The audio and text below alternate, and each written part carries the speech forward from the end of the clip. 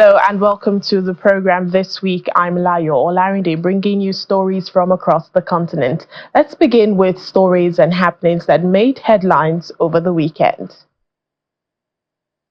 You also asked me about how I feel.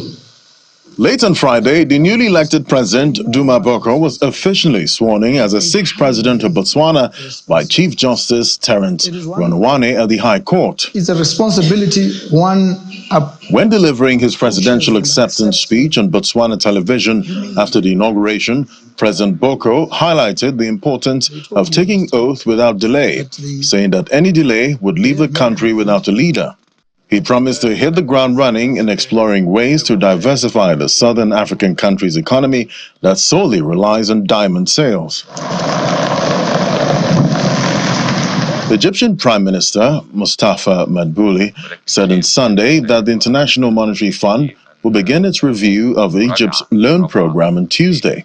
At a press conference alongside IMF Managing Director Kristalina Georgieva, Madbouli emphasized Egypt's mutual cooperation with the IMF. The important point I would like to highlight is that the fourth review of the program will be on Tuesday, and the IMF team will start its work with all colleagues from the central bank and the relevant ministries. There's a commitment to support Egypt in all its plans and national programs for economic reform. And God willing, we expect further success and fruitful partnership at the beginning of the upcoming period. How can we support Egyptian objectives in the area of greening the economy? And in that spirit, our team will be discussing next week the IMF financing through the Resilience and Sustainability Trust, the pursuit of these efforts. The review, which could unlock more than $1.2 billion in financing, is the fourth under Egypt's latest 46-month IMF loan program that was approved in 2022 and expanded to $8 billion this year after an economic crisis marked by high inflation and severe foreign currency shortages. Nigeria's President Bola Tinubu has sworn in 7 newly appointed ministers at the council chambers, Aso Rock Presidential Villa in Abuja. Those sworn in include Nathaniel Owusu as the Minister of Humanitarian Affairs and Poverty Reduction, Muhammadu Maigari Dingyadi as the Minister of Labour and Employment, Bianca Odinaka Odumegu Ojukwu as the Minister of State Foreign Affairs. Others are Jumoke Oduwole, the Minister of Industry, Trade and Investment, Idi Mokhtar Maiha, Minister of Livestock Development, Yusuf Abdullahi Atta, Minister of State, Housing and Urban Development, and Suwaiba Saeed Ahmad as the Minister of State Education. In his address to the ministers, President Tinubu asked them not to shy away from responsibilities. He adds that he is proud to lead the team, promising to lead the country to success and prosperity. British Foreign Secretary David Lammy is on his first visit to Africa since taking office to deepen UK-Africa relations. He arrived in Nigeria on Sunday and would also be visiting South Africa. The Foreign Secretary is announcing the start of a 5-month consultation process to ensure African voices inform and sit at the very heart of the UK's new approach to the continent. According to a statement, the consultation will guarantee the UK's relationships across the continent and are based on mutual respect and partnership, accommodating the diverse needs and ambitions of 54 countries. Meanwhile, Mr. Lammy has said the concept of reparations for former colonial nations affected by slavery is not about the transfer of cash. Now, this is his first comment since 56 Commonwealth leaders signed a statement saying the time had come for a conversation about reparations. The UK government previously ruled out paying reparations for slavery, and Downing Street said its position included other forms of non-financial reparatory justice too. The Foreign Secretary said the UK would instead look to develop relations with African nations through sharing skills and science. Still talking about the UK, the new Conservative leader Kemi Badenoch says her approach to the economy would be completely the opposite to that of Chancellor Rachel Reeves. On her first day of the job, she laid out some of her policy priorities, reversing the VAT hike for private schools. She was also critical of her predecessor, Rishi Sunak's leadership, saying he had lost trust with voters because promises on immigration and on tax were not kept, and that is something that we need to change. The best thing will be when we get to a point where the new Conservative leader started her first day on the job with a major interview on the BBC. And that is great, but we have to work. She said the Conservatives got a lot of things wrong ahead of their historic election defeat, including on immigration and tax, but refused to give a post-mortem of her predecessors and claimed the Partygate scandal was overblown. She said she would reverse VAT hike on private schools because it's a tax on aspiration, but it won't raise any money and was therefore against our principles. Addressing the issue of skin color, she said the party has to get to a point where it is no more remarkable than the color of one's eyes. We live in a multiracial country, and that is great, but we have to work very hard to make sure that it doesn't become something divisive where people see themselves as being part of groups rather than all being British. Some Londoners say she should be proud of and step forward with her blackness. It will all depend on what she does. They are not more approachable because of the fact that they've now got a black person, because to me it feels quite targeted and it feels very calculated that they now want us to be like, oh my gosh, black people, yay, we're going to like the Conservative Party. I'm not ignorant and I'm not undereducated. I don't think it's progress. I think it's them recognising the market and they're trying to appeal to a wider audience. I don't think it's something heartfelt or part of how they've changed. Badenoch is no newcomer to politics. In 2012, she unsuccessfully contested a seat in the London Assembly, but was elected MP in 2015. A supporter of Brexit in the 2016 referendum, she was elected to the House of Commons in the 2017 general election. She was appointed Parliamentary Under-Secretary of State for Children and Families under the Prime Minister Boris Johnson, and then in 2020, Exchequer Secretary to the Treasury and Parliamentary Under-Secretary of State for Equalities in 2021. She was promoted to Minister of State for Equalities and appointed Minister of State for Local Government, Faith and Communities. She resigned from government in protest at Johnson's leadership in July 2022, was appointed in September of the same year as Secretary of State for International Trade and President of the Board of Trade and to the Privy Council. There we go. In 2023, she assumed the position of Secretary of State for Business and Trade, and after the Conservatives' defeat in the 2024 general election, was appointed Shadow Secretary of State for Housing Communities and Local Governments in Sunak's shadow cabinet. Okay, and when you're ready. On Saturday, she won 57% of party members' votes in the final stage of a months-long contest that saw a field of 6 whittled down to 2, beating former Immigration Minister Robert Jenrick, who won 43% of votes. Thank you very much indeed. Well, let's discuss this further. Joining us now is political analyst Nathaniel Owusu. Thank you so much for your time on Network Africa. Thank you for having me. Well, how excited are Britons on receiving the first black woman heading the Conservative Party in the UK? So I think Kemi takes over the Conservative Party at a difficult time. Historic general election loss only a few months ago, around 120 MPs. It means that the party isn't quite in a position to oppose Labour in Parliament in the way that it would like to. It means that the party has to do a lot of soul searching. It means that the party has to do a lot of rediscovering what it is that the party stands for. I think Kemi talked a lot about that in her campaign, when she talked a lot about renewal, she talked a lot about honesty, she talked a lot about principles. And so I think the policy part of that is yet to come, but that will become more clear over the next few months. Well, she spoke yesterday, about her skin color and how she looked forward to when it becomes as remarkable as one's eye color. But she has drawn the ire of black people and immigrants because of her hardline perspective on such issues. How much of an impact can she really have on such communities in the UK using her new position? So I think the point that Kemi often makes about migration distinguishes between legal and illegal migration. So, for instance, you have a lot of people who will come to the UK on small boats, whether they're crossing over from France or other places in Europe. That is, of course, illegal migration. And that's a separate point to what many people see as the fairness of legal migration, right? So there are two separate issues here. I think many people understand the need to crack down on illegal migration. I think Kemi has a strong approach to that.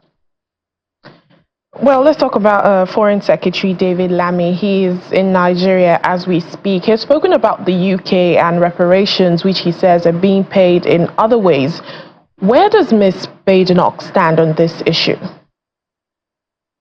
So Kemi is very much against that. Kemi is very much against any idea of reparations, and she made this clear a few weeks back when the current Prime Minister, Sir Keir Starmer, went to the Commonwealth Summit. He, before the summit, said that there would be no discussion of reparations, that the UK wasn't interested in the idea. Then, by the time the summit communique, which he signed, came out, it then said that there were going to be conversations about this. So we see that there was a U-turn by Labour there. We see that the Prime Minister wasn't strong enough to push through his policy there. We see that he was quite weak, really, in the face of foreign opposition. On the other hand, Kemi talked about her experience attending the G7, the G20, IMF meetings. Of course, she's been a Treasury Minister in the past. She was Secretary of State for Business and Trade, and so she has a lot of experience dealing with counterparts from foreign countries. And her suggestion was that her experience from these meetings, from being in these rooms, tells us that she wouldn't be backing down on these issues. Well, as a political analyst, what do you think, the conversation should center on with regards to reparations? So I think it's a clear dividing line between the Labour and the Conservative parties. The Labour Party are now looking more sympathetically at this issue. Of course, Starmer was forced into this U-turn while he was at the Commonwealth Summit. The Conservative Party aren't entertaining the idea at all. The Conservative Prime Minister, Rishi Sunak, a few months ago was asked if he would apologise for slavery, or if he would apologise for any similar things that have happened in the past, and he refused to do so. You see that some Labour members of Parliament have set up a group in Parliament, actually, calling for reparations, but Conservatives are part of that, right? So it's very much a dividing line issue. Labour are looking at or interested in these reparations, but the Conservative Party are very much saying no. And just finally, Kemi Badenoch will be the first Black Prime Minister of the UK if she, becomes, if that happens. How much goodwill do you think she could enjoy? How much goodwill does she enjoy that could lead to this, her being, the first Black Prime Minister, when elections come and that happens?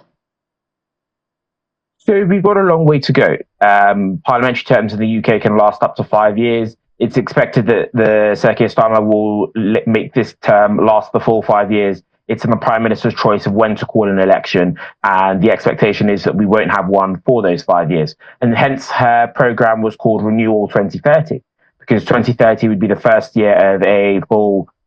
full year of a Conservative government if the Conservative Party won the next election. That's what Kemi's focus is, but that's a long time away. And so I think there must be a lot of focus on scrutinising Labour's plans in the meantime, whether that's the taxes that they increased in the last budget, whether that's the U-turn that they were forced into around reparations, whether that was allegations of impropriety. So, for instance, some Labour donors were given civil service jobs, which is totally unprecedented, has never happened in the history of the UK. So I think the Conservative Party focus will be on holding Labour's feet to the fire on issues like that, making sure that economic growth is up, making sure that unemployment is down. Unfortunately, the last predictions from the Office for Budget Responsibility in the UK, who look at our economic forecasts, downgraded them. So the Conservative focus will be on asking Labour why their economic plans aren't quite working as well.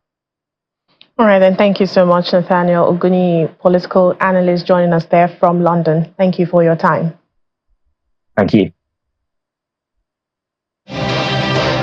Welcome back to the program. We continue in Uganda. 13 children and 1 adult have been killed by lightning at a refugee camp in Uganda. The victims were reportedly attending a church service on Saturday evening when the lightning struck. Another 34 people were injured. The incident occurred at the Palabek refugee settlement in the northwest of the country. The area has recently seen heavy rains with thunder and lightning. Palabek refugee settlement is home to more than 80,000 refugees and asylum seekers, according to the UN's refugee agency, and many of them are from neighboring South Sudan. And speaking of South Sudan, the peace monitoring body, the reconstituted Joint Monitoring and Evaluation Commission, RJMEC, has held its first substantial meeting since the government announced the further 2-year extension of the transitional period and delayed elections. International peace partners are urging the government of South Sudan to produce a clear and realistic work plan, timeline, and budget to implement remaining critical tasks in the peace agreement ahead of the country's first democratic elections. Civil society and youth representatives also shared their views on the impact of the stagnating peace and democratic process. The UNDP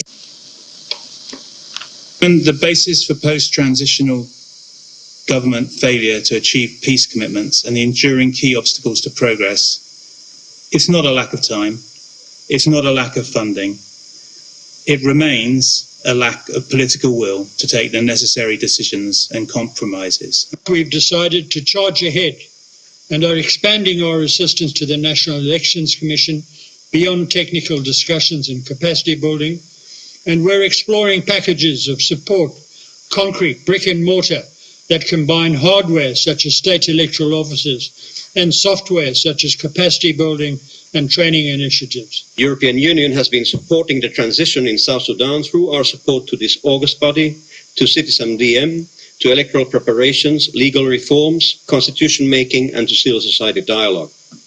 The extension means that the envisaged timelines for this support have also changed. While we acknowledge the challenges that led to the extension of the transitional period, we cannot help but feel a sense of disappointment and frustration. 2 years is indeed a long time for a generation that has grown up in conflict.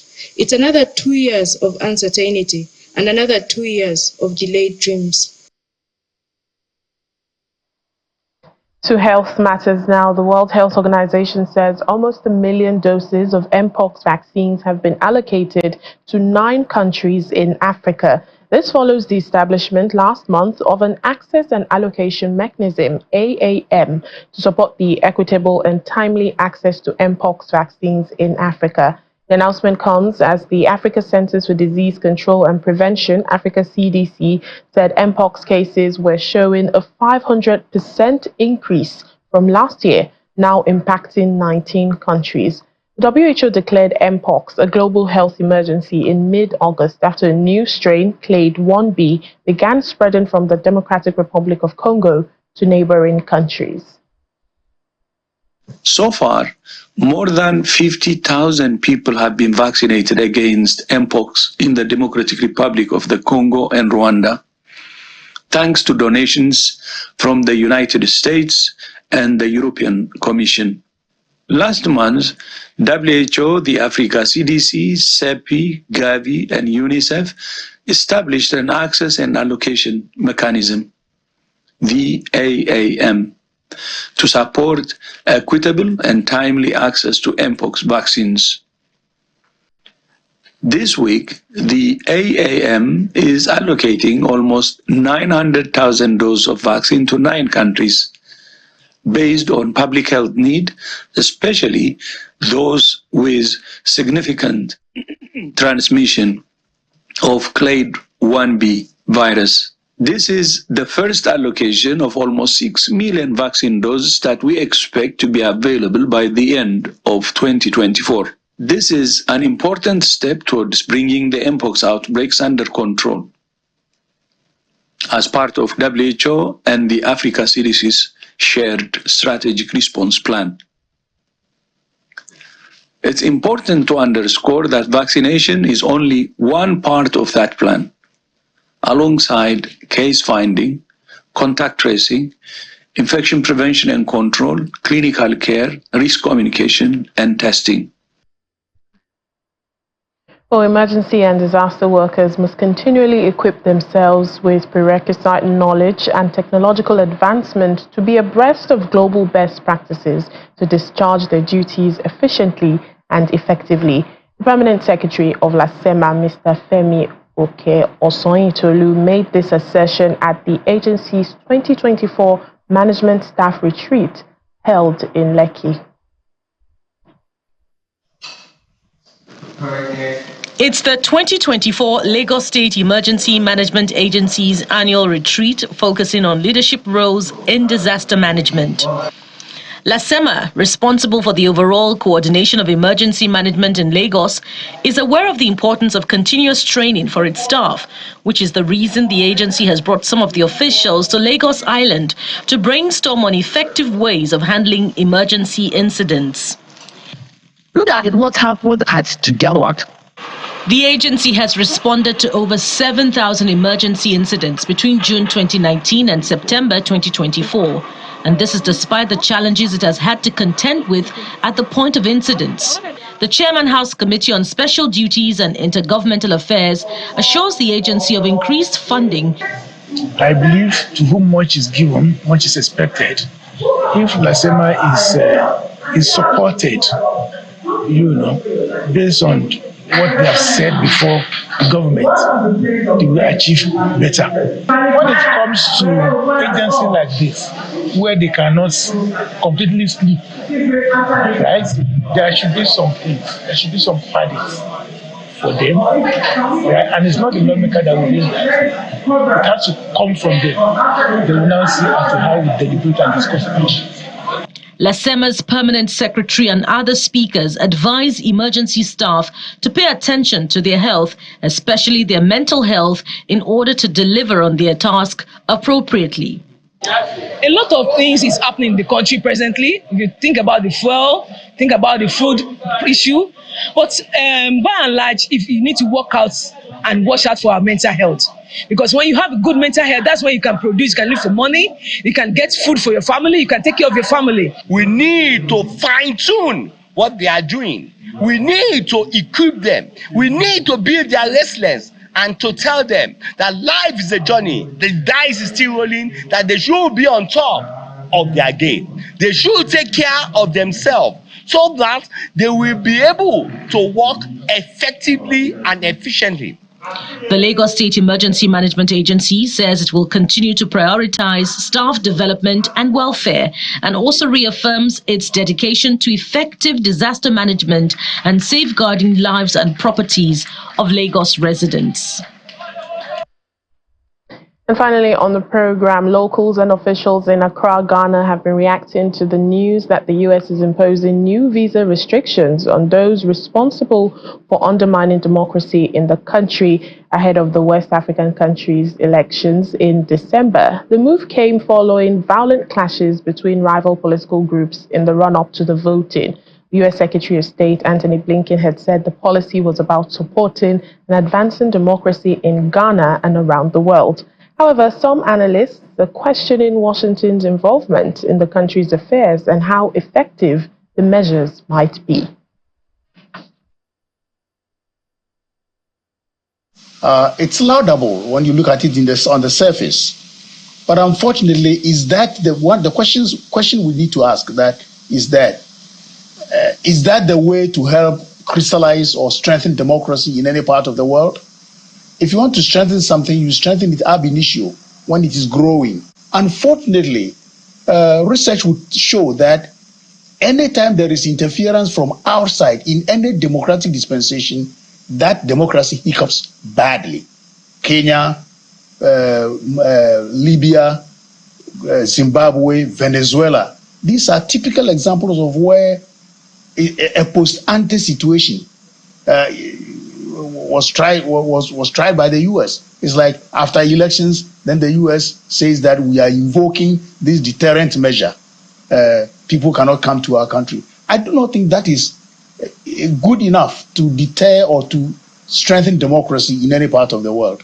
It's not good enough. It's a big step in the right direction towards upholding the democracy we enjoy in the country. I think that the young people are ambitious and most of them want to travel to the United States. So for the United States to put in such a measure to ensure that it contributes its quota to Ghanaians having peaceful election, I think it's a right thing to do. So I think that the role citizens can play is to respect the democracy and uphold the integrity of our democracy. If you are not happy about the result, it's best that you seek redress in a rule of law. That is, you go to court. I think that resorting to violence it should never come into the equation. So I believe that as citizens, we should respect each other, tolerate each other, and the fact that you do not agree to the views of the other person does not mean you should resort to violence. We have institutions that are supposed to take care of all of that. That is why we have the court. That's it on the program today. Thank you so much for watching. I'm Layo Olarinde.